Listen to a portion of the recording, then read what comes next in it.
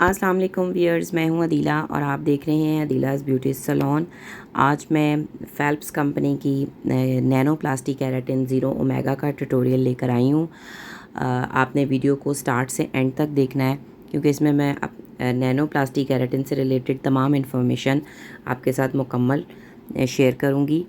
ये हमारे क्लाइंट के बाल हैं। आप देख सकते हैं कि इनके अंदर बहुत वेटलेस से बाल हैं, बहुत उड़े उड़े से इनके अंदर, मतलब बिल्कुल बालों में जान नहीं है, वेव्स भी हैं, बाल ब्लॉन्ड है, इसलिए हम इनके ऊपर केराटिन कर रहे हैं। नैप एरिया से हमने सेक्शंस को एप्लीकेशन स्टार्ट की है। बारीक बारीक सेक्शंस लेंगे और हाथों की उंगलियों की मदद से प्रॉपरली हम इसको अमल्सिफाई करेंगे। ब्रश को हम 45 डिग्री के एंगल के ऊपर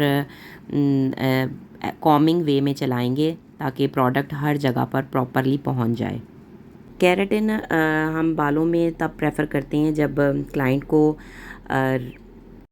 हेयर्स में स्ट्रेटनिंग एंड स्मूथनिंग चाहिए होती है और उनका बाल हाईलाइटेड होता है, प्री लाइटेड होता है, या क्लाइंट ने बहुत ज़्यादा बालों के ऊपर कलर लिया हो और पोरोसिटी लेवल बहुत ज़्यादा हाई हो, तो ऐसी कंडीशन के अंदर हम उनके हेयर्स के ऊपर रिबाउंडिंग नहीं कर सकते हैं, तो हम केराटिन स्मूथनिंग करते हैं। केराटिन में और रिबाउंडिंग में डिफरेंस ये होता है कि keratin for the time being specific period के लिए होती है, ये परमानेंट स्ट्रेटनिंग नहीं होती है, जबकि रिबाउंडिंग जो सी है वो परमानेंट स्ट्रेटनिंग होती है। रिबाउंडिंग बेसिकली केमिकल स्ट्रेटनिंग है, या आपके डाइसल्फाइड बॉन्ड को ब्रेक करती है और आपके हेयर्स को परमानेंटली जो सा है उसका टेक्सचर चेंज कर देती है। लेकिन जो केराटिन होती है, ये बेसिकली केराटिन एक प्रोटीन है जिससे हमारे नेल्स और हमारे जो हेयर्स हैं वो नेचुरली केराटिन से बने हुए हैं, केराटिन प्रोटीन से बने हुए हैं। तो केराटिन आप एक ऑर्गेनिक ट्रीटमेंट है हेयर्स का। अच्छा, अब ये हम यहाँ पर बहुत बारीक सेक्शंस लेकर ज़ीरो ओमेगा केराटिन हम अप्लाई कर रहे हैं। सेक्शंस को आपने बहुत बारीक बारीक लेना है और ब्रश को आपने 45 डिग्री के ऊपर कॉमिंग के वे में आपने लगाना है। बारीक बारीक सेक्शंस के साथ आप हैंड्स के साथ अमल्सिफिकेशन करते हुए प्रॉपर एप्लीकेशन करेंगे। जितनी अच्छी एप्लीकेशन होगी केराटिन की, उतना अच्छा रिज़ल्ट मिलेगा आपको। प्रोडक्ट इटसेल्फ मूव नहीं करती है, जहाँ जहाँ प्रोडक्ट पहुँचती है वहीं पर वो अपना काम करती है।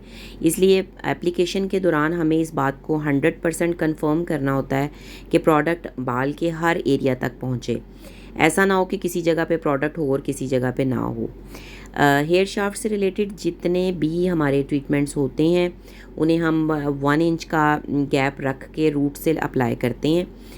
तो हमें ये केराटिन को भी जोन सा है वो 1 इंच एटलीस्ट रूट से 1 इंच हमें थोड़ा डिस्टेंस रखते हुए एप्लीकेशन करनी है। यहाँ पर हम बहुत बारीक सेक्शंस के साथ एप्लीकेशन कर रहे हैं ताकि प्रॉपर एमल्सिफिकेशन हो। अच्छा, तो बात कर रहे थे कि केराटिन जोन सी है वो बालों को ऑर्गेनिकली यानी नेचुरली जोन सा है वो स्ट्रेटनिंग देती है।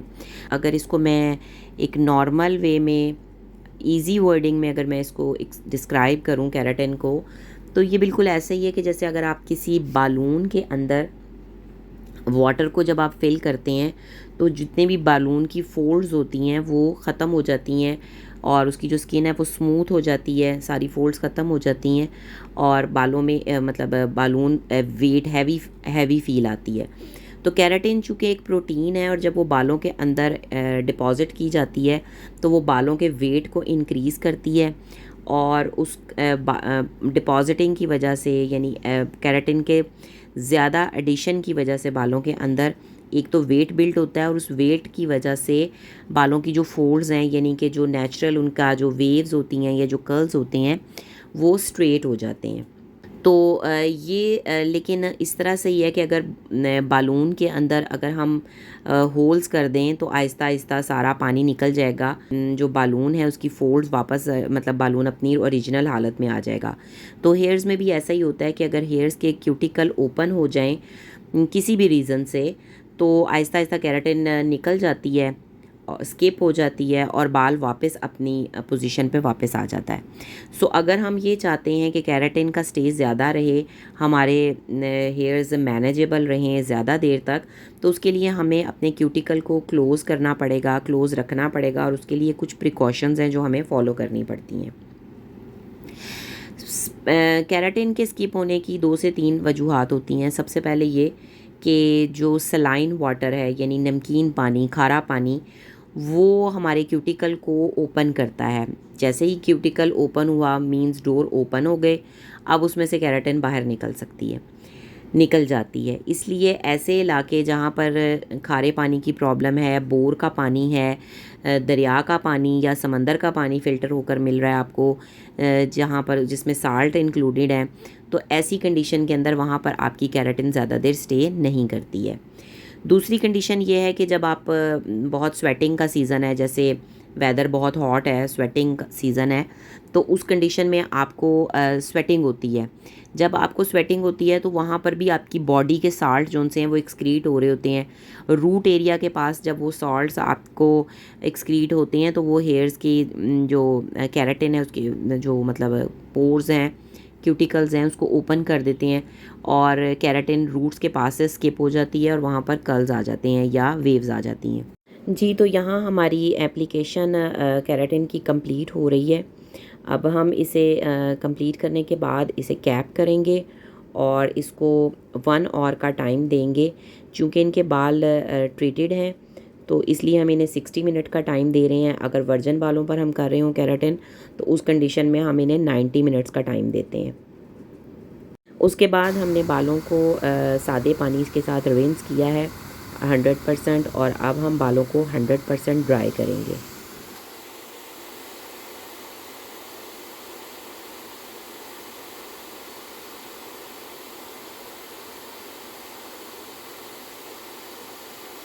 ड्राई करने के बाद अब हम बालों को आयरन करेंगे। आयरन करने के लिए मैं यहाँ फेल्प्स कंपनी का ही MQ का आयरन यूज़ कर रही हूँ, रोज़ गोल्ड। इसकी टाइटेनियम प्लेट्स हैं और बहुत बारीक सेक्शंस के साथ हम आयरन करेंगे। 7 to 8 टाइम्स हम रिपीटेशन देंगे। इनका बाल ब्लॉन्ड था और ट्रीटेड यानी हेयर था, इसलिए हमने इनके लेवल को चेक किया है कि बाल कितनी हीट को बियर कर रहा है। मैं इनका 400 फ़ारेनहाइट पे बालों को आयरन कर रही हूँ। अगर बाल बहुत ज़्यादा डैमेज हो तो फिर हम हीट का लेवल और कम करेंगे। आयरनिंग तो हमें करनी पड़ेगी क्योंकि ये वाली केराटिन जो केराटिन होती है वो थर्मल सीलिंग होती है, यानी उसको सील करने के लिए हमें हीट देना होती है। लेकिन हीट हमें उतनी ही देनी है जितना हमारा हेयर जो है उसको बियर कर सके। तो ये हमें चेक करना पड़ेगा कि हमारा जो बाल है वो कितनी हीट बर्दाश्त कर सकता है। जब हम रिपीटेशन के साथ आयरन करेंगे तो बालों के अंदर एक शाइन क्रिएट होती है। उस शाइन से ये पता चलता है कि जो हमारा नैनोप्लास्टी पिगमेंट्स हैं वो हमारे मेल्ट हो गए हैं और केराटिन अंदर अच्छे से डिपॉजिट हो गई है, सील हो गई है। सो आयरनिंग आपने बहुत एहतियात से करनी है अगर आप अच्छे रिज़ल्ट्स चाहते हैं, बारीक बारीक सेक्शंस के साथ, रिपीटेशन के साथ और टेम्परेचर को मैयर करते हुए, मतलब ये देखते हुए कि बालों को किस टेम्परेचर के ऊपर करना चाहिए। जो टेम्परेचर बालों का रिक्वायरमेंट हो उसी के अकॉर्डिंग हमें काम करना चाहिए। आयरन्स में 2 तरह की प्लेट्स होती हैं, एक सिरामिक प्लेट्स होती हैं, एक टाइटेनियम प्लेट्स होती हैं। जो टाइटेनियम प्लेट्स वाले आयरन्स होते हैं वो एक्सपेंसिव होते हैं as compare to the ceramic plates, क्योंकि सिरामिक प्लेट्स अपना जो टेम्परेचर है उसे कांस्टेंट नहीं रख पाती। तो इस वजह से जब हम बालों को आयरन करते हैं तो जैसे जैसे वो फ्लैप करता है हेयर के ऊपर आयरन, तो वो अपना जो टेम्परेचर है वो उसको लूज़ करते हैं, कांस्टेंट नहीं रख पाती वो सिरामिक जो प्लेट्स हैं। जबकि जो टाइटेनियम प्लेट्स होती हैं या प्लेटिनम प्लेट्स होती हैं उनका जो हीटिंग पॉइंट है वो बहुत ज़्यादा लो होता है, वो फ़ौरन से अपने जो टेम्परेचर है उसको मेंटेन कर लेती हैं। तो वहाँ पर ऐसे आयरन्स के अंदर टेम्परेचर कांस्टेंट रहता है। इसीलिए जो सिरामिक्स आयरन होते हैं वो आपको मतलब रीज़नेबल प्राइस में मिल जाते हैं, जबकि ये टाइटेनियम प्लेट्स के जो आयरन है ये आपको एक्सपेंसिव रेंज में मिलते हैं। जी, तो बात कर रहे थे कि केराटिन की स्किप होने की क्या रीज़न्स हो सकती हैं। एक रीज़न सलाइन वाटर है, यानी खारा पानी। दूसरी रीज़न स्वेटिंग सीज़न है, यानी कि हॉट वेदर। और तीसरी रीज़न सल्फ़ेट फ्री शैम्पू हैं। सल्फ़ेट फ्री अगर हम शैम्पू यूज़ नहीं करते, बहुत कोई हार्श शैम्पू यूज़ करते हैं जिनमें सोडियम होता है जो कि एक साल्ट है, तो ऐसी कंडीशन के अंदर भी हमारे क्यूटिकल्स ओपन हो जाते हैं और केराटिन स्किप हो जाती है। जी, तो अब हमारा यहाँ पर आयरन कंप्लीट होने वाला है। हम बार बार 7 to 8 टाइम्स रिपीटेशन दे रहे हैं, बारीक सेक्शंस के साथ काम कर रहे हैं। और जैसे ही बालों में शाइन आती है, हम इस चीज़ को अंडरस्टैंड कर लेते हैं कि थर्मल सीलिंग हो गई है केराटिन की, और ये बालों में प्रॉपर तरीके से केराटिन डिपॉज़िट हो गई है। केराटिन को कंप्लीट आयरन करने के बाद हम बालों को 10-15 मिनट रूम टेम्परेचर पर रखेंगे, ताकि बाल जौन सा है वो रूम टेम्परेचर पर आकर कूल हो जाएं। उसके बाद हम बालों को शैम्पू करेंगे। शैम्पू हम यहाँ पर 4.5 pH का करेंगे, एसिडिक लेवल का, ताकि क्यूटिकल्स अच्छे से क्लोज़ रहें। उसके बाद हम हेयर मास्क लगाएंगे, सेक्शन बाय सेक्शन लगाएंगे, और हेयर मास्क को भी हम 15 मिनट्स का टाइम देंगे ताकि क्यूटिकल अच्छे से क्लोज़ हो जाएं। तो यहाँ हमारा आयरन आलमोस्ट कंप्लीट है। इसके बाद हम बालों को रेस्ट देंगे, और हम उसके बाद फिर हम बालों में मास्क शैम्पू करके मास्क लगाएंगे। आप देख सकते हैं कि जैसे जैसे बालों में आयरन हो रहा है और केराटिन डिपॉजिट हो रही है, एक वेट बिल्ट हो रहा है और एक शाइन क्रिएट हो रही है। केराटिन के अलावा एक हेयर बोटॉक्स ट्रीटमेंट भी होता है। केराटिन बेसिकली आपको स्ट्रेटनिंग भी देती है, लेकिन जो बोटॉक्स ट्रीटमेंट होता है वो सिर्फ एंटी फ्रिज ट्रीटमेंट होता है। वो आपके बालों के ओरिजिनल जो टेक्सचर है उसको मेंटेन रखता है। मतलब अगर कोई पर्सन जिसके बालों में बहुत ज़्यादा फ्रिज है, किसी भी रीज़न की वजह से हो सकता है फ्रिज है, लेकिन वो अपने बालों में स्ट्रेटनिंग नहीं चाहता। वो ये चाहता है कि उसका नेचुरल टेक्सचर जोन सा है वो वही रहे, लेकिन उसके बालों में से फ्रिज ख़त्म हो जाए।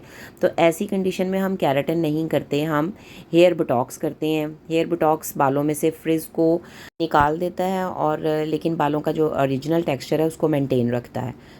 सो हमें अपने क्लाइंट को ट्रीटमेंट देते वक्त उसकी रिक्वायरमेंट को मद्देनज़र रखना चाहिए, और उसके बालों की कंडीशन को भी प्रॉपर तरीके से एनालाइज करने के बाद ट्रीटमेंट देना चाहिए कि उसके साथ कौन सा ट्रीटमेंट जाना चाहिए उसके हेयर्स के साथ। ज़रूरी नहीं कि हर इंसान को केराटिन ही दी जाए या हर किसी को रिबाउंडिंग ही दी जाए।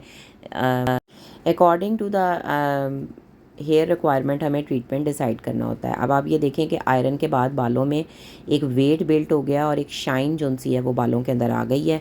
अब हम बालों को 15 मिनट तक वेट देंगे, ताकि ये कूल डाउन हो जाए, रूम टेम्परेचर पर आ जाएं।